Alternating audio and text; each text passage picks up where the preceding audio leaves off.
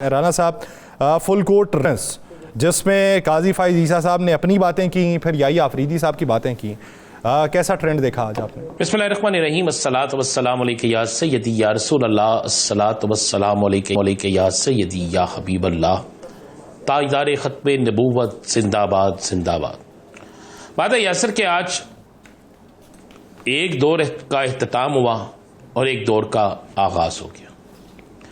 قاضی صاحب نے کیا اچھا کیا، کیا برا کیا، ان کی فیور میں کون تھا، ان کی فیور میں کون نہیں تھا، قاضی صاحب کے حوالے سے کس نے کیا کہا، کس نے کیا نہیں کہا، یہ آہستہ آہستہ آنے والے وقتوں میں بہت بہت پیچھے چیزیں چلی جائیں گی۔ آپ سب دیکھنے والی بات یہ ہوگی کہ آج کے دن کے ریفرنس سے کیا وہ فیصلے واقعی وہ فیصلے جو بولتے نہیں فیصلے آتے ہیں، جس کے متعلق وقت سے پہلے کسی کو علم نہیں ہوتا، چاہے کوئی وزراء ہو، چاہے کوئی سیاسی جماعت ہو، جب پہلے آ کے اعلان کر دے کہ کل یہ ہونا ہے۔ اب میرا خیال ہے کہ اب عدالتوں سے ایسے فیصلے نہیں آئیں گے، ایسی گفتگو شنید نہیں ہوگی، اور ایسا کرنے والوں کو، ایسا کہنے والوں کو شاید شرمندگی کا سامنا کرنا پڑے۔ اور ہمیں یقین ہے کہ پاکستان کے اندر عدل اور انصاف کا بول بالا ہوگا۔ اور اب عدلیہ پر تنقید کا پہلو، میں نے ایک چیز بڑی اچھی دیکھی ہے، کسی شخص نے یہ نہیں کہا کہ ہمارے نئے چیف جسٹس صاحب جو ہے وہ ان کی ذات پر تنقید نہیں کی، میں نے جس طرح کل بھی کہا تھا طریقہ کار پر تنقید کی ہے، وہ ان کا رائٹ ہے، اس پر انہیں بات کرنی بھی چاہیے۔ باقی جو آپ نے باقی کہا کہ آج کی صورتحال کیا رہی، میں یہ جو تازہ ترین ایک واقعہ جو اس وقت بڑا زیر بحث ہے، بے شک اس واقعے کو 4 سے 5 گھنٹے ہو گئے کہ سنجگانی کے مقام پر 3 وینوں پر حملہ کیا گیا۔ اچھا، پولیس جو دعویٰ کرتی ہے یا سر یہ بڑی مزدار چیز ہے، پولیس کا کہنا ہے کہ ڈنڈوں سے، سوٹوں سے، پتھروں سے اور اسلحے سے لیس تھی۔ اب پولیس جو دکھا رہی ہے وین، اس میں وین کے ٹائر پر فائر لگا ہوا ہے۔ اب وین چل رہی ہو، اس کے ٹائر پائر لگے، ٹائر برسٹ ہو تو وین الٹ جاتی ہے۔ وہ خالی وین تو ہے نہیں، اس میں قیدی موجود ہیں، اس میں ملزمان موجود ہیں۔ یہ ایک بڑی دلچسپ صورتحال ہے کہ یہاں حملہ آور جو تھے وہ اتنے ناکارہ تھے، یا پھر وین جو تھی وہ اتنی اعلیٰ کوالٹی کی بنائی گئی تھی۔ اور اس کے بعد بڑی سمپل سی ہے کہ تمام قیدی گرفتار بھی ہو گئے۔ حملہ آور پھر حملہ کرنے کیوں آئے تھے؟ کیا وہ انتظار کر رہے تھے کہ ہم دیکھیں ہوئیں گے گاڑیاں ہوں گی یا سر ان کے پاس، حملہ کیا، گاڑیوں میں بٹھائے بندے لے گئے، انہوں نے کئی سارے گرفتار بھی ہو گئے۔ ایک ایم پی اے کے بیٹے کی گرفتاری کا جو ہے اس میں دعویٰ کیا جا رہا ہے۔ اب اس میں تحریک انصاف کا جو دعویٰ ہے وہ یہ ہے کہ ان میں تو اکثر وہ لوگ تھے جو ڈسچارج اور ضمانتیں ہو گئی تھیں۔ اب ایک سوال یہ بھی اٹھتا ہے جس کی ضمانت ہو گئی یا جو مقدمے میں ڈسچارج ہو گیا، پھر اس کے لواحقین یا اس کے چاہنے والے کیوں حملہ کریں گے؟ وہ تو جائیں گے جیل کے باہر، وہاں جا کر انتظار کریں گے، جناب اندر آرڈر جاتا ہے، آرڈر کی کاپی اندر جاتی ہے، اس کے بعد ان کی رہائی ہوتی ہے، انہیں لیں گے، چلے جائیں گے۔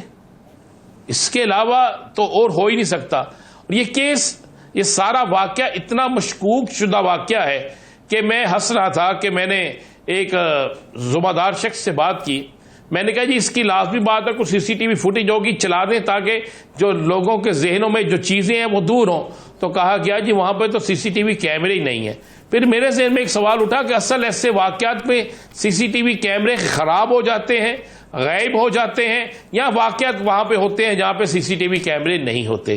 یہ ملزمان کی ہوشیاری ہے یا پولیس کی نااہلی ہے؟ یہ دونوں میں سے چیزیں ہیں۔ لیکن یہ واقعہ میں اس کو کسی اور نظر سے دیکھتا ہوں، یا سر یہ سارے ان میں سے 95% جو ملزمان ہیں ان کا تعلق کے پی کے سے، اور اگر آپ یہ کہیں گے کہ کے پی کے لوگوں نے ایسا کیا تو اس سے ایک نفرت کی فضا پیدا ہوگی۔ میں سمجھتا ہوں کہ ہمارے وزیر داخلہ صاحب، میں سمجھتا ہوں ہمارے حکومت کے ذمہ داران صاحب جو ہیں وہ ایک نیوٹن پوری انکوائری کروائیں اور اس کے نتیجے میں ثبوتوں کے ساتھ دیکھیں کہ اصل واقعہ کیا ہوا ہے۔ صحیح. جو تحریک انصاف کلیم کر رہی ہے وہ سچ ہے یا جو پولیس کلیم کر رہی ہے وہ سچ ہے. لیکن یہ ایک ایسا واقعہ ہے کہ اس واقعے کو اگر آپ کہیں گے کہ ایک دن میں ختم ہو جائے, اس کی فضا ایک دن میں تھم جائے, یا اس پہ لوگوں پہ ایف آئی آر درج کرنے کے بعد بات ختم, نہیں ہوگا. میرے پاس اطلاع یہ ہے کہ فوری طور پر کے پی کے اسمبلی کا اجلاس بلا لیا گیا ہے. فوری طور پر کے پی کے اندر ایک اہم ترین بیٹھک سج گئی ہے, جس میں یہ دیکھا جا رہا ہے کہ پولیس کی طرف سے کیا ری ایکشن آتا ہے اور پھر اس کا جواب کس طریقے سے دیا جاتا ہے. یہ نہیں ہونا چاہیے. آج مولانا فضل الرحمان نے بھی یہی کہا ہے کہ ایسا نہیں ہونا چاہیے تھا. دوسرا, جو پولیس کہہ رہی ہے کہ اس پہ فائرنگ ہوئی ہے, کیا فائرنگ ہوئی ہے؟ فائرنگ صرف ٹائروں پہ ہوئی ہے. پھر پولیس کی جو وین ہوتی ہے نا, اس کو لاک کیا ہوتا ہے سر جی. جب قیدی اندر چلے جاتی ہے, گنتی پوری ہو جاتی ہے, 3 وینز ہیں, انہیں لاک کر دیا جاتا ہے اور اس کی چابی کسی ایک پاس کی ہوتی ہے. 3 وینز ہیں تو فی وینز میں آپ 5 پولیس کے کانسٹیبل لگا لیں, 5 لگا لیں, 15 ہو گئے نا 3 وینز میں جی. تو کیا ان 15 لوگوں نے مزاحمت نہیں کی؟ 20 کے مقابلے میں 15 لوگ کیا تھوڑے تھے؟ یہ چیزیں جو ہے نا, یہ سوالات جو ہیں بہت سے شک و شبہات جو ہیں اس کو جنم دیتے ہیں.